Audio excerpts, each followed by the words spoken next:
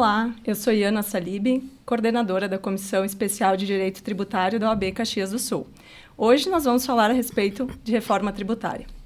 Eu estou aqui com os colegas, Dr. Arthur Ramos, ele é vice-coordenador da Comissão Especial de Direito Tributário de Caxias do Sul, a doutora Joyce Schilling, participante da nossa Comissão de Direito Tributário, da OAB também, e a senhora Ana Marlene Gasperin, que é técnica em contabilidade.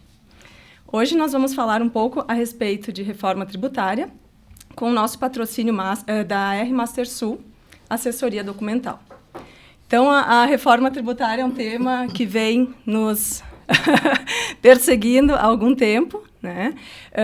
Já há bastante tempo se fala dela e, ultimamente, mais especificamente a partir de 2019, a gente teve um avanço considerável, né? A gente teve projeto de emenda constitucional da Câmara, a gente teve do Senado, a gente teve do governo em 2020 e a gente andou, então, com essa proposta de emenda constitucional da Câmara, que sofreu muitas alterações, acréscimos, e no final do ano passado a gente teve, então, a promulgação da emenda constitucional 132, bem ali em dezembro de 2023, e depois disso aí a gente teve mais diversas normas e agora a gente está em fase de regulamentação, né? Vamos começar aqui falando um pouquinho com o Arthur a respeito da modalidade que a gente tem tributária agora com a reforma. Então, olá pessoal, que seja um ótimo debate, um ótimo podcast. Agradeço a oportunidade, o convite de participar desse momento. E é um tema nada fácil, né? Um tema que já vem se estendendo aí por um bom tempo, desde que comecei a conhecer e estudar o direito tributário, ouço falar a respeito de reforma tributária. Talvez a reforma não é ideal, mas uma reforma possível dentro do cenário que a gente tem no Brasil. Então, a gente encontrou algumas críticas quanto à forma de aprovação da emenda constitucional.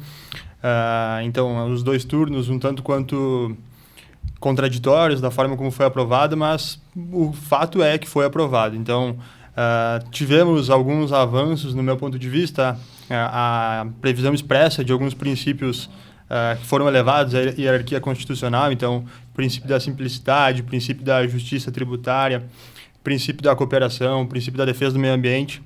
Então, foram trazidos pela primeira vez princípios ao capítulo do sistema constitucional.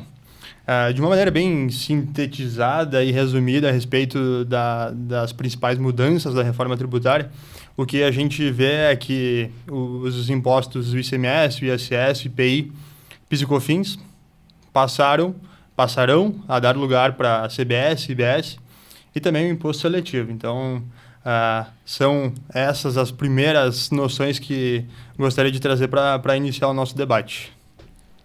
Muito bem. E, embora se chame reforma tributária, a gente teve a modificação de alguns tributos, sendo que existem muitos outros. Além desses tributos que o Arthur comentou, então, que houve modificação, a gente teve algumas modificações também no ITCMD, no IPTU, no IPVA. E, além dessas modificações, a gente tem que se preocupar que também existem ainda outros tributos que não sofreram modificação. Por exemplo, imposto de renda à pessoa jurídica, contribuição social sobre o lucro líquido, contribuição previdenciária. Então, a ideia era uma reforma que fosse abarcar, mas como nós temos muitos tributos no Brasil, ainda não é possível que se tenha essa unificação. Sobre esse monte de tributos que nós temos, Ana, como é que tu nos explica? Olá, um prazer estar aqui. Em primeiro lugar, agradeço pelo convite, né? Bom, nós tínhamos 92 tributos, né? Então, distribuídos entre impostos, taxas e contribuições. E agora, com a chegada do IBS, o CBS, mais o IS, nós vamos para 95. Apesar de que vão, agora ao longo dos primeiros anos aí, né, enfim, vai se diluindo, né, vão substituindo o ICMS, o ISS, o PIS, COFINS e o IPI. Porém, vamos continuar com 90. Isso. E aí, complementando, né, aí a questão que a gente vê que agora, nesse momento que está sendo debatido no Senado, né, ainda a gente não tem uma regulamentação definitiva da reforma, é a tributação sobre o consumo, né? Então, envolve os tributos incidentes no consumo.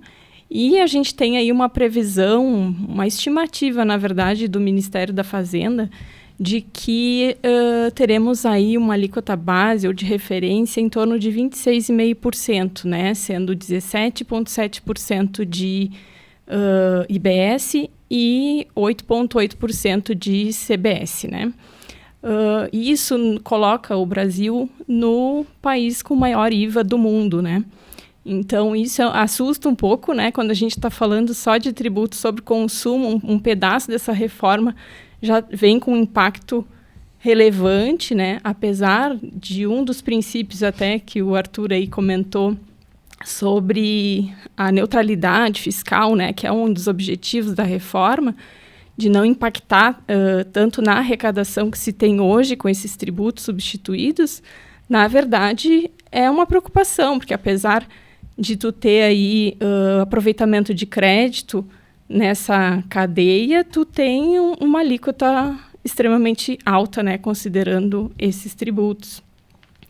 E também, eu acho que é importante aqui trazer a questão do tempo de transição. A gente vai passar por um período de transição de 7 anos, começando em 2026 com um ano teste, né, com o CBS e o IBS com um percentual de alíquota pequeno, compensáveis com PIS e COFINS, que são as contribuições que serão extintas, né, algumas delas, com aí o início desse período de transição efetivo em 2027, quando entra a cobrança integral da CBS, do Imposto Federal, né, e depois, em 2029 a 2032, gradualmente, daí os impostos municipais e estaduais, que seria a extinção do ICMS, do ISS de forma gradual, até a sua total extinção em 2033, né? Então, a gente vai ter um período que eu considero longo, não sei se é a opinião dos colegas, em termos de 2 sistemas tributários completamente diferentes e extremamente complexos. Já o que a gente tem hoje é complexo, para que o contribuinte, as empresas em geral, né, se adequem a toda essa nova sistemática junto com a já existente, né? Então, acredito aí que o contribuinte tem que acompanhar o tema e ficar atento, né, a como vai se dar essa regulamentação, porque realmente vai exigir uma conformidade, uma adequação num espaço de tempo que, né, em termos de complexidade, acho que não é complicado. Até utilizando perdão, Iana, até utilizando um gancho, Joyce, a respeito da simplicidade, me parece que anda num bom caminho quando se traz a mesma matriz para CBS e IBS. Isso penso que facilita, né, deixa o sistema um pouco mais racional. Mas também, na minha visão, a respeito de trazer a tão almejada neutralidade, aí nós vamos entrar no debate da não cumulatividade, como que isso vai operacionalizar, e o que a gente tem visto é que estão sendo impostas várias regras e condicionantes para que essa não cumulatividade de fato seja plena. Então, isso também é uma questão que particularmente me preocupa e chama a atenção, porque foi um dos princípios basilar para que a reforma ocorresse, né? Para evitar os efeitos regressivos do sistema e da tributação sobre o consumo. Então, vamos acompanhar a cena dos próximos capítulos, mas penso que a gente tem que estar atento especialmente para isso, para conseguir efetividade a neutralidade fiscal, né? Com certeza. Inclusive, essa nova regulamentação que foi aprovada na Câmara, mas que está ainda aguardando um posicionamento do Senado e ainda não é definitiva, eles trazem a questão do split payment, né, que é um novo formato de arrecadação tecnológico, né, e que justamente a justificativa é reduzir a sonegação fiscal, a inadimplência, enfim, e tirar do contribuinte a questão de ele ter que apurar o tributo e arrecadar, né? E aí, nessa nova sistemática, o pagamento já seria segregado quando o comprador, do adquirente do serviço ou do produto, ele compra, né, o produto ou serviço e já é destacado no momento ali da operação, na emissão da nota fiscal, o que vai para a União e para os estados e municípios a título de tributo, já é segregado naquele momento, recebendo, então, o fornecedor somente o valor líquido dessa operação, né, com o seu direito a crédito aí em razão da não cumulatividade plena garantido. Porém, né, isso acaba que gera um impacto no fluxo de caixa das empresas, se a gente for comparar com o que se tem hoje, que o próprio contribuinte faz apuração, levantamento e arrecadação, geralmente é mensal, né, essa apuração. Na verdade, isso já se antecipa, passa por momento do fato gerador, né? Então, não vai ter mais esse tempo, esse crédito não entra na conta do contribuinte, ele vai receber só o valor líquido dessa operação, né? Já vai ser segregado lá o que é a título de imposto. Isso, então, o debate que se tem hoje é que vai gerar um impacto no fluxo de caixa das empresas. Também é importante, né, mencionar que vai, talvez, num início de implementação dessa nova técnica, gerar um custo, né, onerar um pouquinho o custo das empresas, porque vão ter que investir em tecnologia, em programações, em reestruturar o seu negócio, né, logisticamente, para conformar as suas operações e ter um maior controle, inclusive, dos seus fornecedores, porque nesse formato, o crédito do contribuinte ele fica condicionado ao pagamento do imposto pelo fornecedor na etapa da cadeia. Hoje não é vinculado ao fornecedor, e sim vinculado às informações que tu presta na nota fiscal, né? Claro. Então, isso também é uma mudança relevante, né?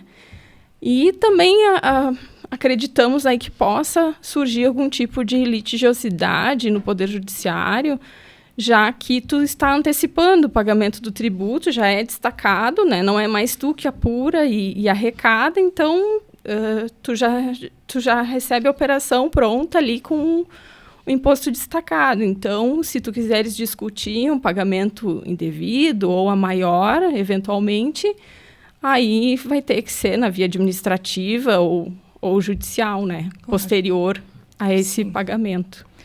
Muito bem. E esse tempo de transição que a gente tem, pegando também o tributo novo, né, IBS e a CBS, eles vão começar num valor menor e aumentando, e os tributos existentes vão começar num valor que eles estão e diminuindo, até que eles vão se encontrar e o tributo novo ficará.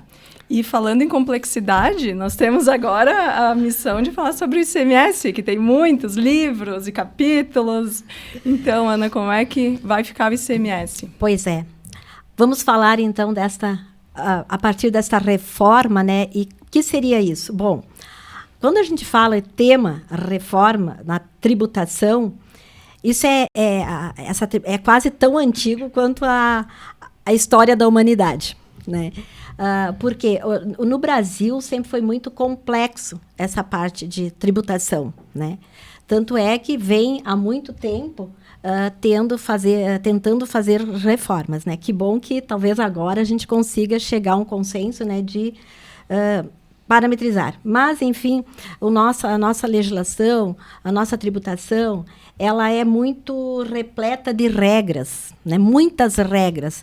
Então, isso faz com que a gente tenha necessidade de acessar muita norma jurídica, muita situação, para que se chegue a um entendimento de aplicação, né, para recolher um tributo. Lá na Constituição Federal de 34, se falava do IVA. O IVA era o Imposto sobre Vendas e Consignações, já em 34. Mas já vinha essa ideia desde 1922, que eles se baseavam no modelo francês-alemão. Então, o IVA veio se estendendo até chegar à Emenda Constitucional número 18, de 1965, que houve a troca da sigla IVA pelo ICM. E o ICM, ele era um imposto que tratava de... na verdade, ele unia 3 impostos federais antigos, que era combustíveis, lubrificantes, energia elétrica e os minerais de todo o Brasil, né, do Brasil. Tá? Isso se estendeu até chegar à Constituição Federal de 1988. Então, ali, quando chegou a Constituição Federal de 1988, então foi consolidado, aí saiu fora esse ICM com essas regras, esses 3 impostos, inclusive impostos, né, ali existentes, e se contextualizou, então, o ICMS, que daí é o Imposto sobre a Circulação de Mercadorias, né, e serviço de transporte interestadual, intermunicipal e de comunicação, e ainda que esse serviço, essa prestação ou esta operação se inicie no exterior. E lá, na Constituição Federal, o ICMS está consolidado no artigo 155, né, no inciso 2, parágrafo 2º, que fala do nosso ICMS também, né? Então, ele se contextualizou na Constituição Federal. Em seguida, foi editado, no mesmo ano, foi editado o Convênio 66 de 88, famoso também, né, que como é que eu vou dizer assim, para dar uma ênfase maior, né, nesse ICMS, e que, posteriormente, para elucidar esse conceito de ICMS, foi editada a Lei Complementar 87 de 96, que é a famosa Lei Candir, que, se a gente for analisar ainda hoje, teria muito a explorar nesta Lei Candir. Né? E no Rio Grande do Sul foi disciplinado através da Lei Estadual 8.820, lá de 1989, regulamentado no Decreto 37.699, de 97, que é o próprio regulamento do ICMS, né? E alguns procedimentos também regrados pela instrução normativa, né? Então, esses são os parâmetros que nós temos no Rio Grande do Sul para trabalhar o ICMS. Mas voltando um pouquinho ali, trabalhando sobre a Constituição Federal, que a Constituição Federal, a número 80, de 88, ali no seu artigo 155, ela diz que o imposto poderá ser seletivo em função da essencialidade da mercadoria ou do serviço. Beleza. Também, ele não gera direito de crédito sobre isenções e não tributação. Beleza, também se entende isso, né? E também agora ele fala na situação de não cumulatividade. Ele afirma, né, que o ICMS será não cumulativo. E aí nós temos um porém. Por exemplo, o que acontece hoje, que será não cumulativo, mas um exemplo, na aquisição de mercadorias para uso e consumo, por exemplo, o adquirente, né, quem adquire uma mercadoria para uso e consumo no seu estabelecimento, não gera crédito. Então, para mim, isso já é uma cumulatividade, né? Então, já não é mais aquilo, será não cumulativo. E aí, na própria Lei Candir, né, 87 de 96, lá no artigo 33, e depois trouxe para o regulamento do ICMS, dizendo que terá aproveitamento de crédito para esse tipo de operações a partir de 2033. Talvez isso venha ao encontro, então, da nossa reforma, né, que está aí, e que dá direito de crédito, né, daqui para frente de todas as mercadorias.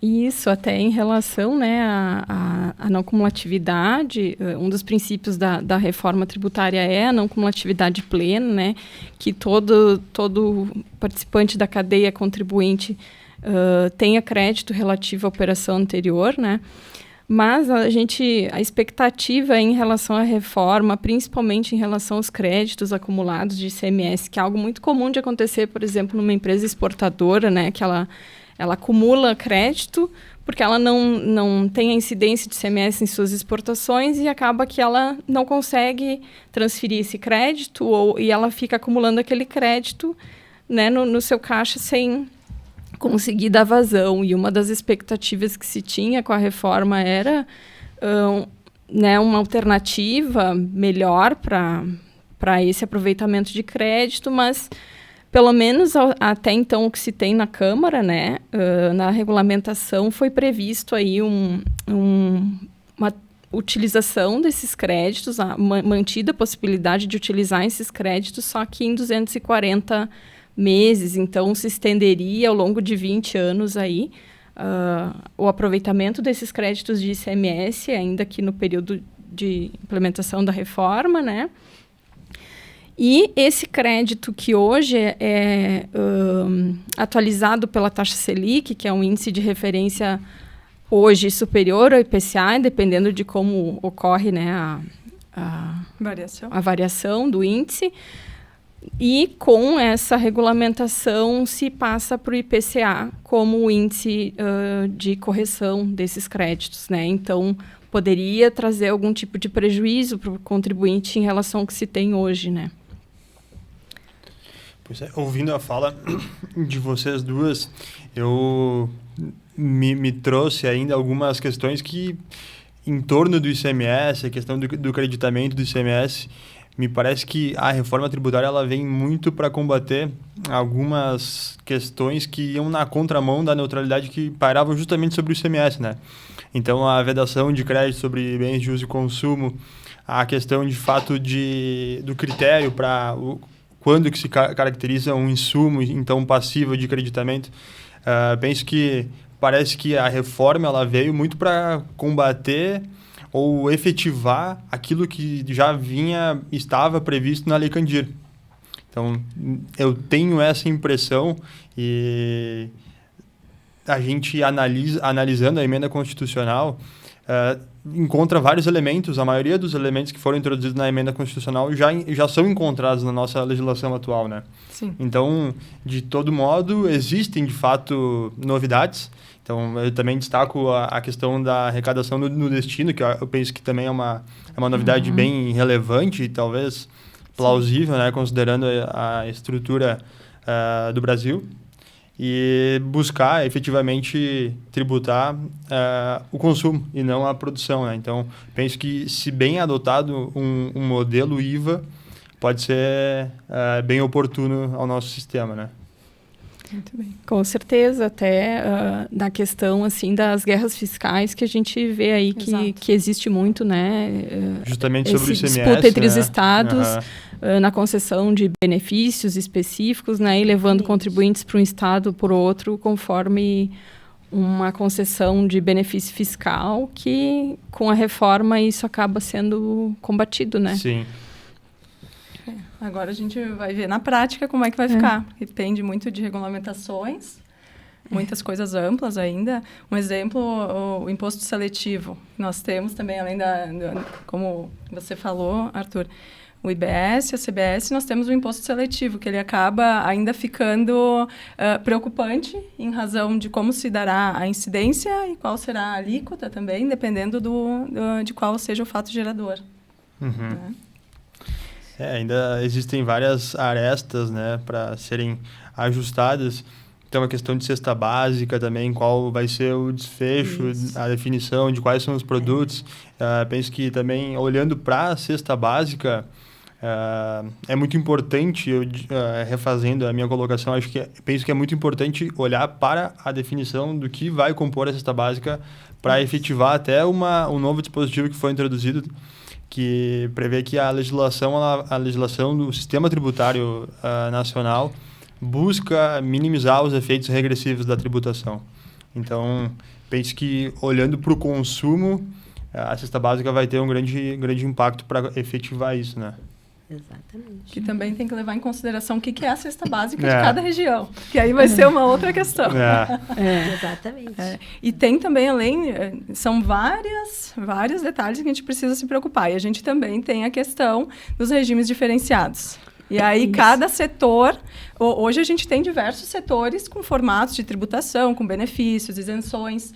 E ainda está sendo montado isso, diversos setores se engajando para defender essa questão dos regimes diferenciados, né? Que a gente ainda vai ter um tempo para entender e acompanhar com relação a isso. E é importante também a gente trazer uma pincelada sobre o Simples Nacional, que gera muita dúvida. A gente tem muitos contribuintes também que são optantes do Simples Nacional. que na sua essência não sofreu grandes modificações, ele vai continuar sendo um regime unificado, que é essa ideia, né? Simples, mas que não é tão simples assim, porque tem muitas coisas, muitas guias que às vezes precisam ser separadas. E a gente tem, então, hoje, na DAS, que é o documento de arrecadação do Simples Nacional, tem ali a lista de tributos que englobam ali a parcelinha que cada um compõe o valor que o contribuinte vai pagar.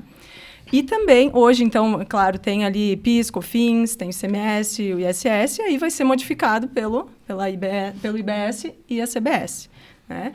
E a gente também tem a questão do crédito. Né? Então, o contribuinte do Simples ele ainda não vai tomar créditos, mas quem comprar de quem é do Simples Nacional vai poder tomar os créditos. Se o contribuinte do Simples quiser aproveitar créditos, nada impede que ele recolha o IBS e a CBS com o valor dele e também se credite. Né?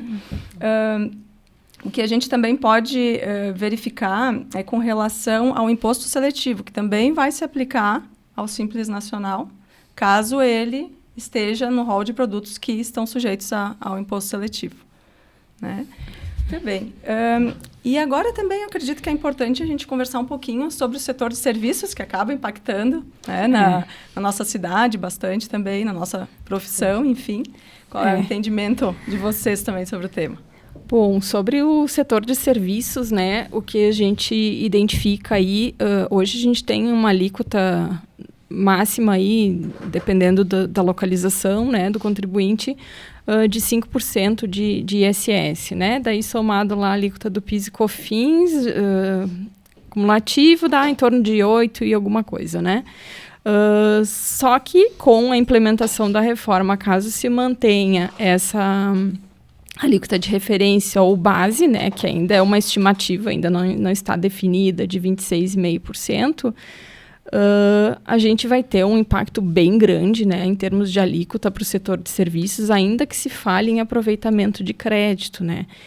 E o Bernardo da Pia, que está coordenando aí os trabalhos, né, na Câmara relacionado à reforma tributária, ele até cita em alguns momentos, né, justifica que, diferentemente do que se tem hoje, vai ter aproveitamento de crédito quando a venda é de contribuinte para contribuinte, né? Então, prestação de serviços no meio da cadeia, né? Então, vai ter esse crédito que vai diminuir um pouco o impacto dessa alíquota. Ele justifica também a questão da alíquota reduzida para a maioria de alguns serviços, por exemplo, educação, saúde e alguns produtos como medicamentos, né? Então, já teria uma previsão nessa regulamentação de alíquota reduzida para esses setores.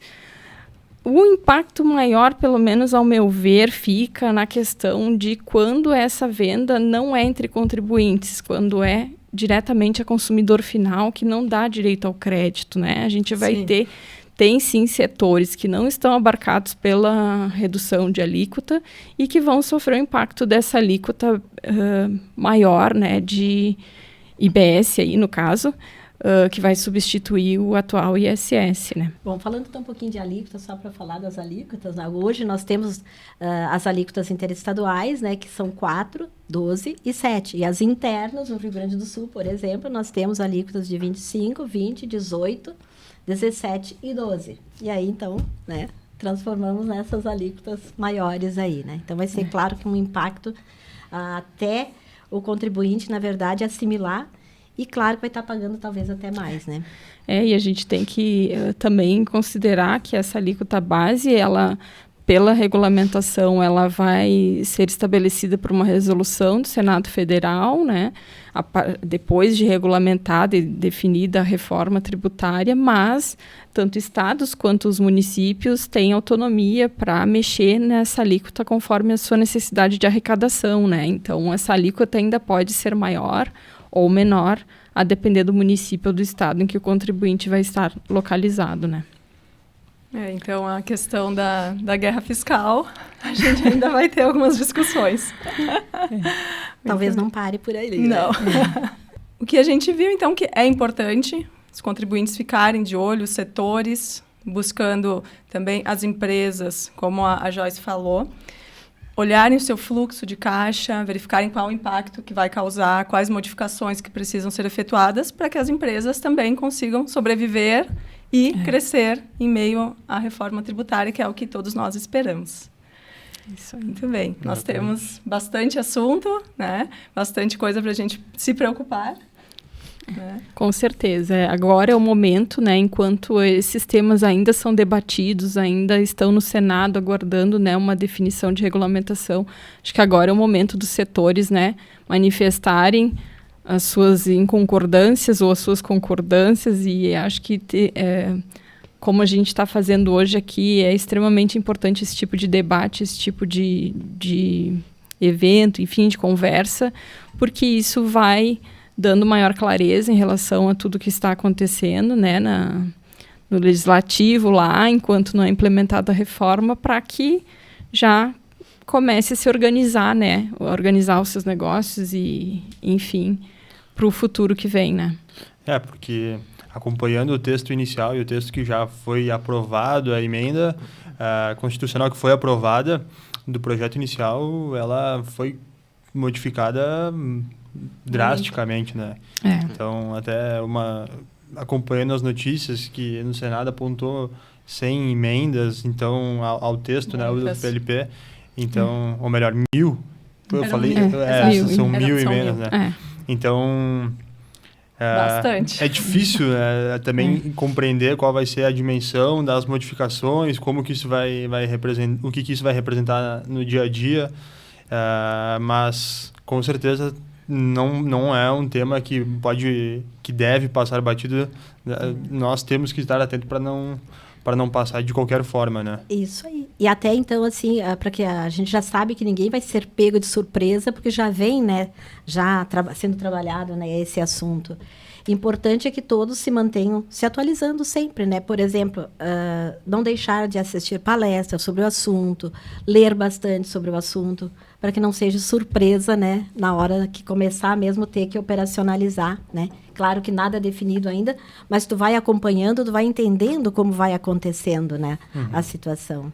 A tendência tem como prever, né? Mas o desfecho é... Só na prática. Só na prática. Exatamente. Esse podcast Questão de Ordem, ele está disponível com um novo episódio todas as quintas-feiras. Podem ser acessados no YouTube, Facebook, Instagram e Spotify da OAB Caxias. Nós pedimos que curtam, compartilhem, comentem nas nossas redes sociais. Para maiores informações, podem acessar o site oabcaxias.org.br e contamos com o patrocínio da R Master Sul Assessoria Documental. Eu agradeço imensamente a todos, obrigada, e vamos seguir estudando sempre. Né? Obrigada pelo convite, um prazer estar com os colegas aqui debatendo um assunto tão importante. Da mesma forma, agradeço, né? E achei, assim, bastante interessante o nosso bate-papo, né? E obrigado a todos. Muito obrigado.